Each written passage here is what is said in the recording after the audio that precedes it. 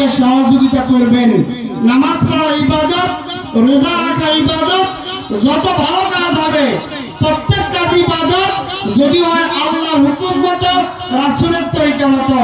আজকের ইসলামী চর্চা এটাও ইবাদত। এখন পর্যন্ত জেনেছেন আল্লাহর বাইরে, রাসূলের বাইরে, ইসলামের বাইরে গুনাহ হবে এমন কোন কাজ আমরা করি নাই।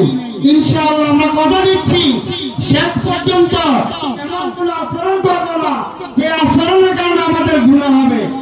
আমি প্রত্যেকের দোয়া চাই, যারা কষ্ট করে এসেছেন আমি কৃতজ্ঞ। সকলের কাছে অনুরোধ করছি যে দূর দূরান্ত শিল্পীরা এসেছেন, অনেক দূর থেকে শিল্পীরা এসেছেন, আপনারা আসেন, বসেন, দেখেন, আপনার মন ভরে যাবে। আল্লাহ এবং তার রাসূলের ভালোবাসায় আপনার মনটা ভালো হয়ে যাবে।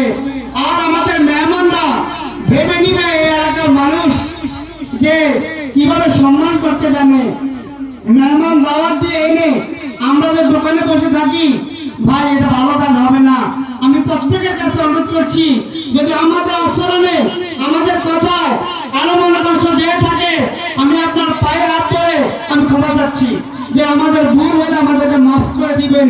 এটা আমাদের প্রথম প্রোগ্রাম, এটা দিয়ে শুরু করেছি।